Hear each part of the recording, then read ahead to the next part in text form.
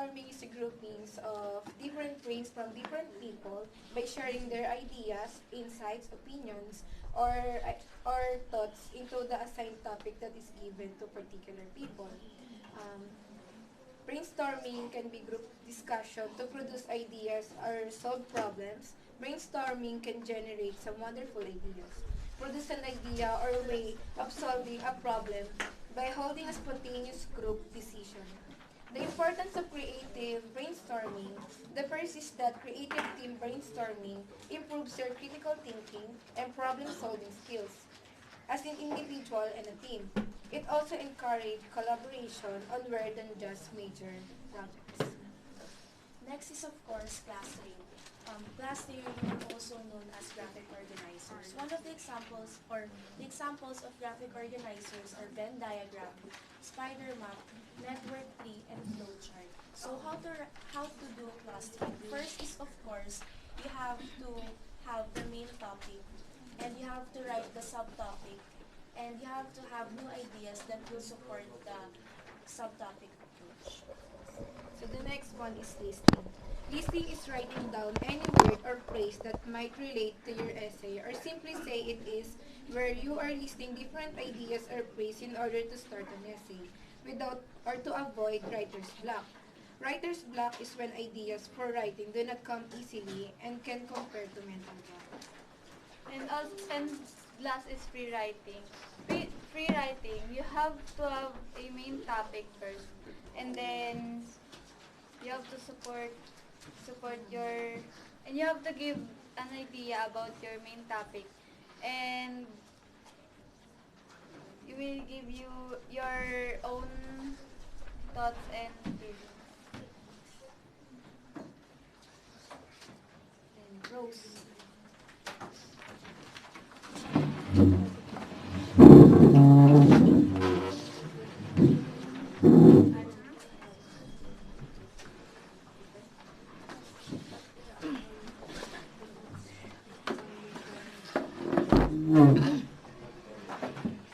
So here we present our graphic organizer, which is the human body. First is the brain. We use the brain for brainstorming because our brain is responsible for coming up with ideas that we use in order to write and in order to think. Next is the heart.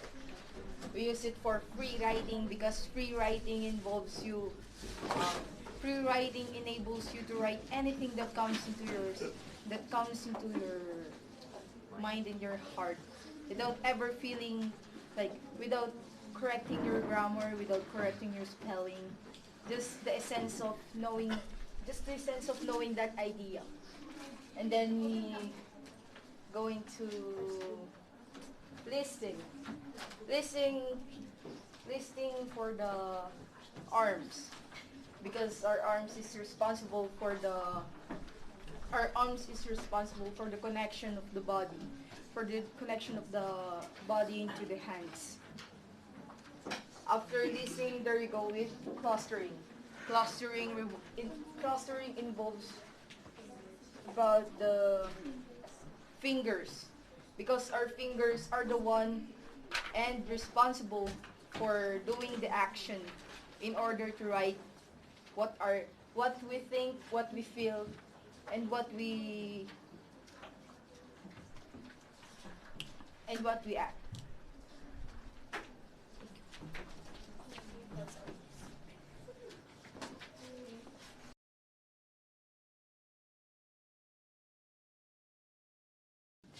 Good morning, Good morning everyone, we are group 1 and now we're going to present our Christmas card. and we come up of this idea because it's already December, or we should say It's Christmas it's Christmas season. So let's start. So first start brainstorming. Brainstorming is a social process for generating new ideas or thinking around problem and challenges.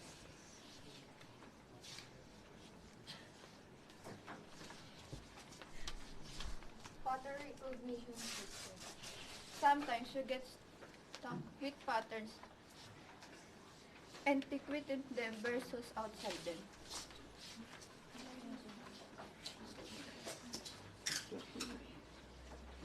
Rules. So rules reserve criticism. Don't comment on any ideas. First, accept it all. At a later stage, judge. Accept it all and judge later. And compare. Focus on quantity. If lots of ideas are generated, it will be easy to produce a radical and effective solution. Welcome unusual ideas. To get a good and long list of ideas, unusual ideas are welcome. Combine and improve the idea. Good ideas may be combined to form a single better idea.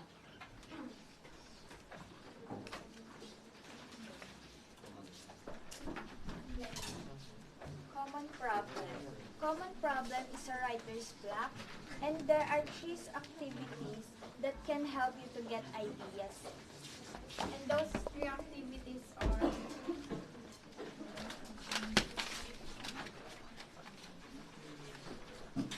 clustering, listing, and Free writing.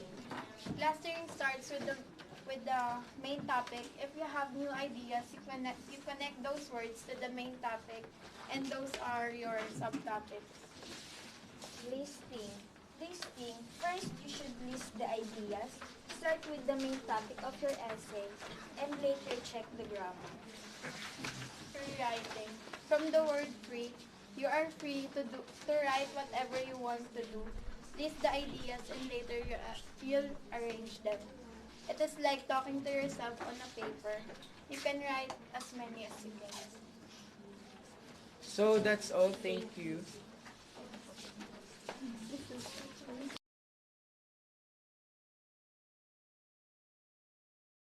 A pleasant morning to each and everyone.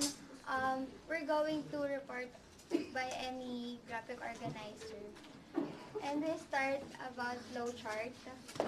What is brainstorming? Brainstorming, it recognizes that our brains are pattern recognition systems and that we sometimes get stuck with patterns and think them with versus outside them. And also, it's a social process for getting new thinking and around problems and challenges like theories, technology, ideas, services, and products. There has three different activities. The first one is clustering. Clustering, also called mapping, is a way of building on ideas generated. In clustering, you can use graphic organizer like spider map, flowchart, Venn diagram, and etc. Listing the ideas. By that, you're gonna list anything that you want or you think or given ideas that you have to write it also. The third one is free writing. Free writing, writing any information in your mind, list down your idea. You list down your own ideas. Yeah. And list the flowchart. Thank you. So, hello everyone, my name is Angela Perez and I'm going to present my graphic organizer.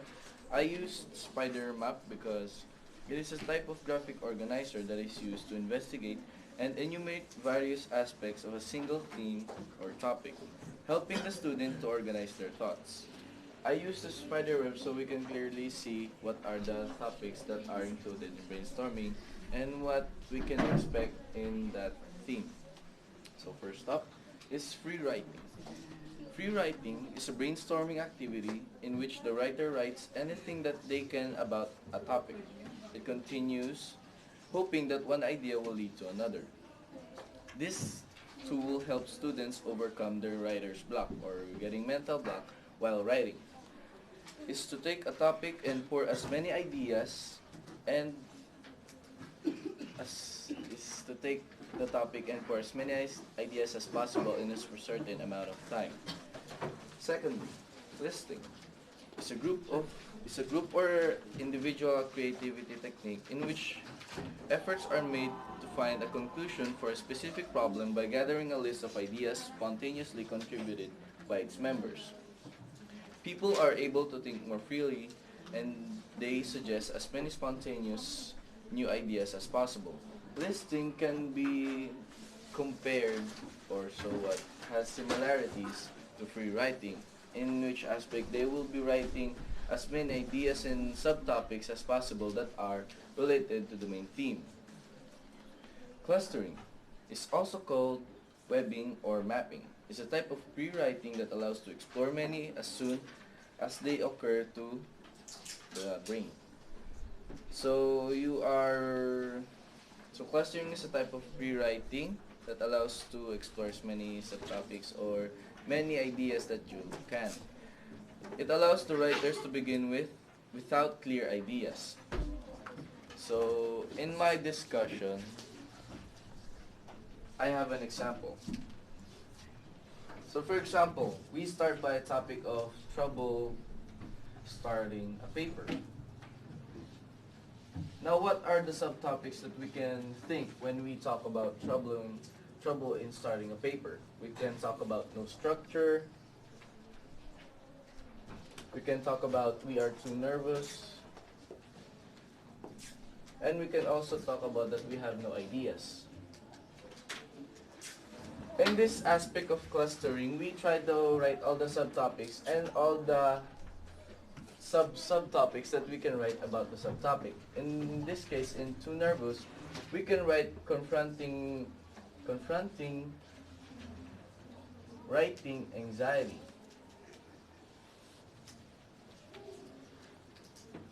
And which, when we talk about confronting writing anxiety, we can talk about building writer confidence. In clustering, we can see that it can be talked or compared to other techniques because it also gives us a wide point of view when we talk about the theme or topic. And that is my brainstorming in a spider web. We use Venn diagram. So in our Venn diagram, we compare and do a similarity. So the meaning of clustering is Also called mapping, that allows a writer to explore many ideas as soon as they occur to them. and the meaning of listing. Listing possible topics and then sub-list of things you could say about each topic. The difference. In clustering, you explore many ideas as possible while listing is all about a possible topics and then sub-list. The meaning of rewriting. Free-writing technique in which a person writes continuously for a set period of time without regard to spelling, grammar, or topic. And the difference of listing to free writing is Listing is simply listing the ideas, while free-writing write sentence to form a paragraph about whatever come to mind. and the difference of clustering to free writing. In clustering, we use a graphic organizer, while in free-writing is writing a sentence. The similarities for all three activities is It is all about writing your ideas that comes into your mind. so as you can see in the Venn diagram, we can do a similarities of the three and the difference of each three activities, and that's all. That concludes our presentation.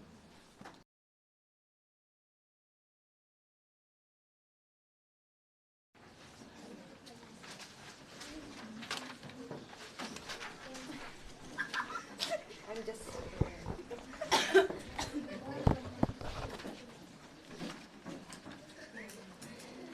Good morning, everyone. We're about to present our work, which is balloon chart. So this. What is brainstorming? Brainstorming is a social process for generating new thinking and around problems and challenges. Here are the 4 basic rules of brainstorming. One is focus on quantity. No criticism. Encourage wild ideas. Combine and improve ideas.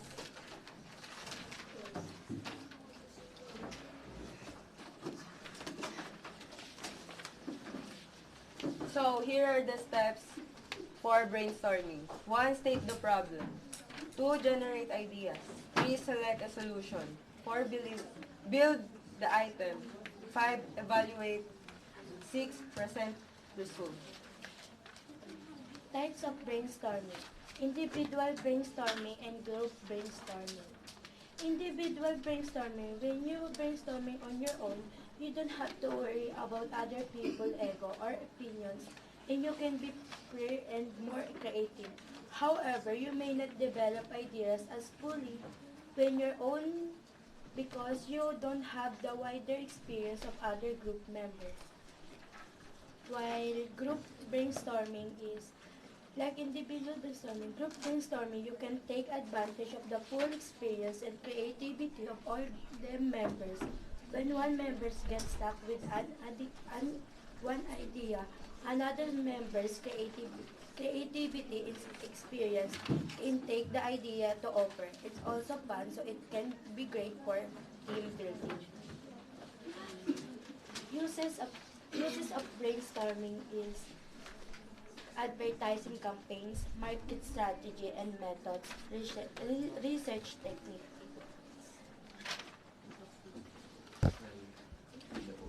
So the advantage of brainstorming is Encourage creative thinking. All ideas are accepted. Make everyone part of team. And the disadvantage of brainstorming only works when everyone in the room has something to say. Without strict control or leader present, the group may take a long time to get the solution. Group with a large member will not exist. Here are the three activities in brainstorming. First is clustering, main topic at the middle and writing down the solo topics. Listing, main topic at the top, write down phrases that that may relate to the topic. Free writing. Free writing is like talking to yourself to a proper. This is what we can, when we do, use a brainstorming. Spider web, Venn diagram, fishbone map, network tree, P-chart, cerebral chart. and many other more. So the man here is the main topic, and the balloons that he holds are the ideas which is all about brainstorming.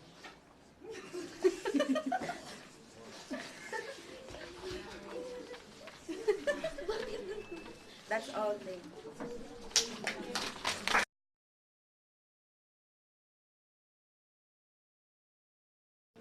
Good morning, everyone. So today we are here to present to you about the brainstorming.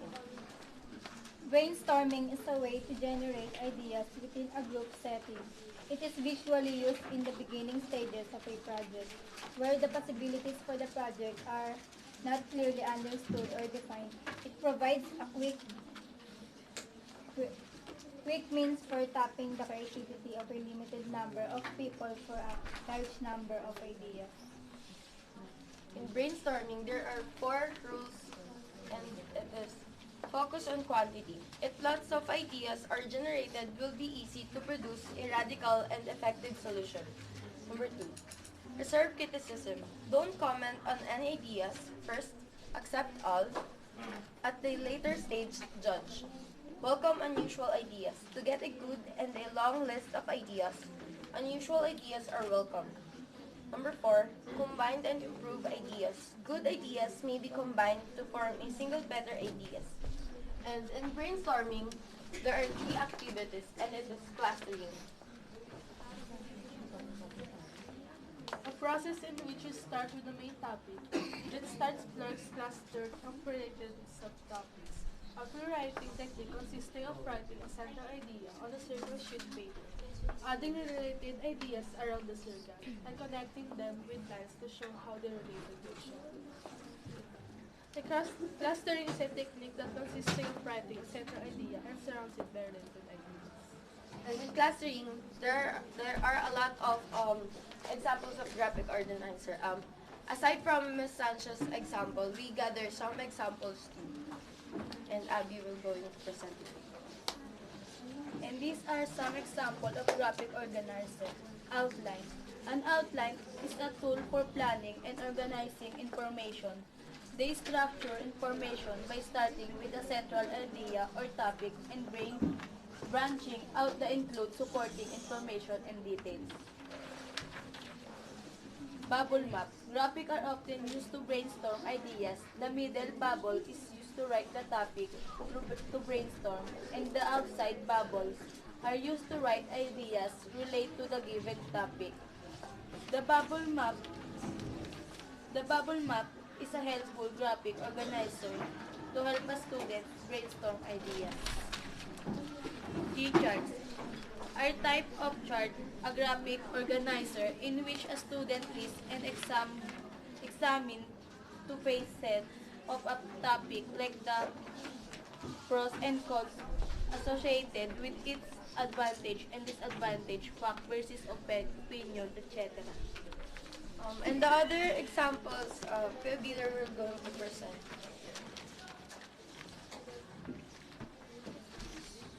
Graphic organizer worksheet directs the student write the topic sentence at the top and add dates with each scoop. Often paragraphs are written following a specific pattern of sentences.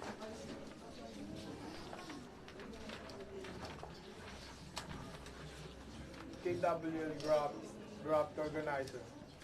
It's a great way for a teacher to check a student understanding of a topic given before it's taught. It involves a process of thinking that allows you to see the progression through a given topic. The graphic organizer worksheet directs the student to write about the qualities and traits of a particular character. The student must choose a character from the reading or text and write their name and draw them in the middle. Brainstorming. It is a creativity technique by which efforts are made to find a conclusion for a specific problem by getting a list of ideas spontaneously contributed by its members.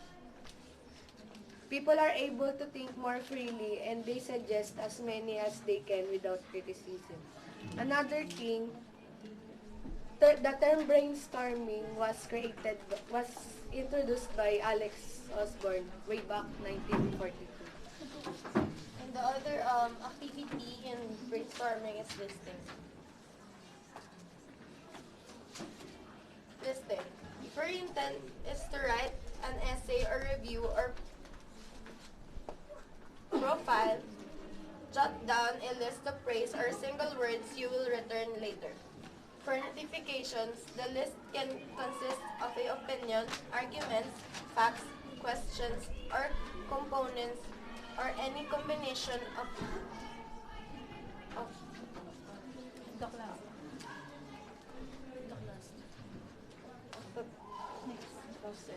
and the other is free writing. Free writing as a free writing technique in which they write continuously for a certain amount of time and ignore grammatical errors.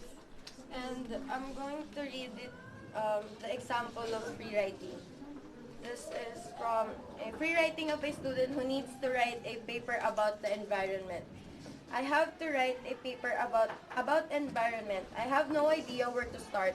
I know there are many problems with the environment, but I don't know much about this topic. Maybe I could take a look at my biology book to come up with some ideas. I know my biology professor is also really into the environment, so maybe I could ask for his help. I remember he was talking about hybrid cars in class the other day and how much better those are for the environment. What is a hybrid car? I know it uses some sort of alternative fuel and they are becoming very popular. Maybe that is something I could write about. And the next is the importance of brainstorming. It improves your critical thinking and problem-solving skills as an individual and a team. It also encouraging collaboration on more than just major projects. You can share your inner ideas without criticism of other members or other people you are collaborating with. And that's all. Thank you.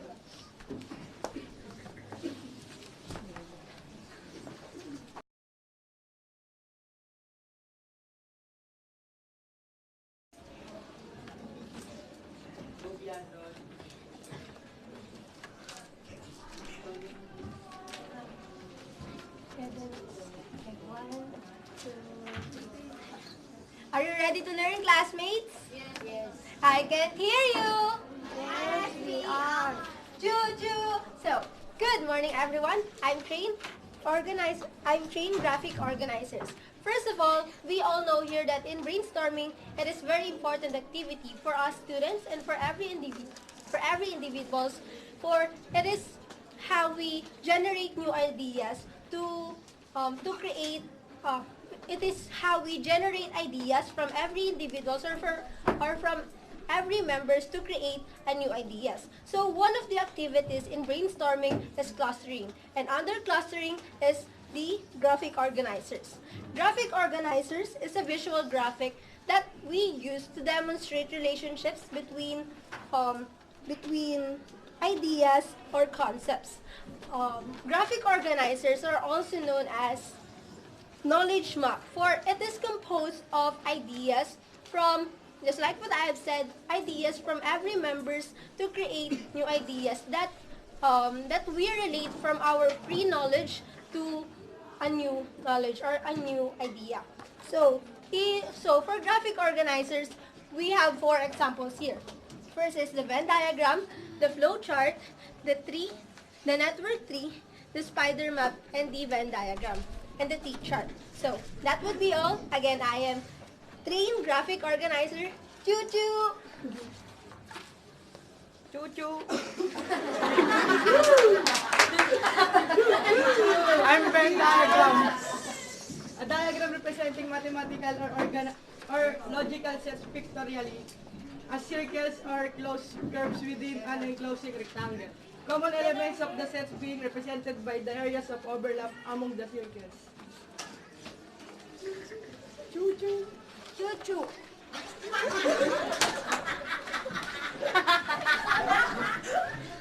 Focus, guys. Choo-choo, I am flowchart. And this is an example of flowchart.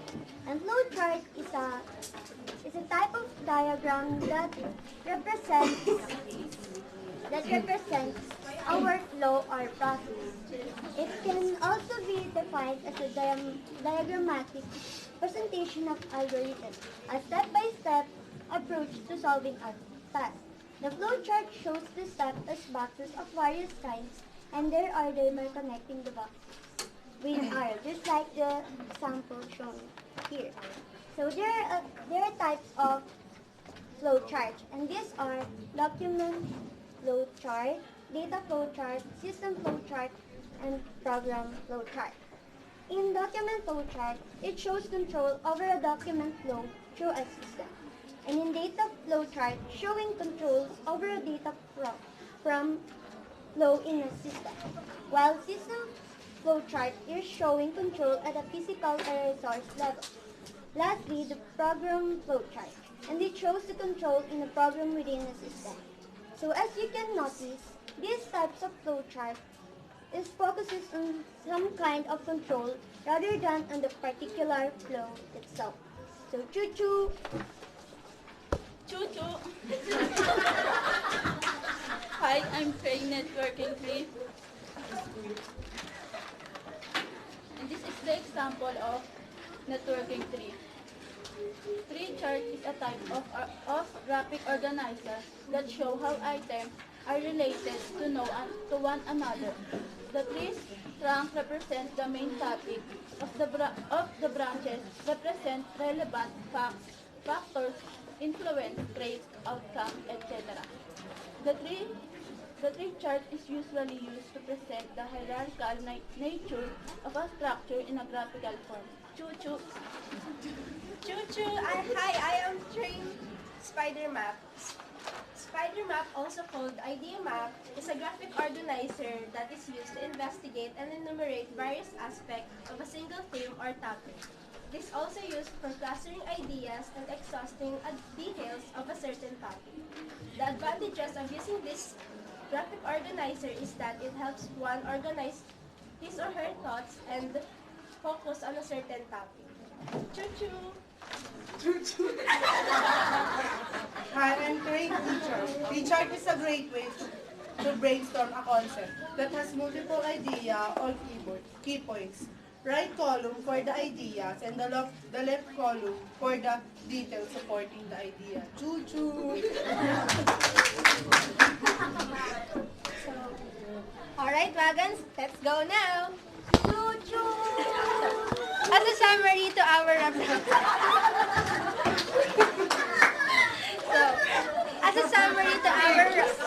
presentation, we use string to represent one of the examples of graph.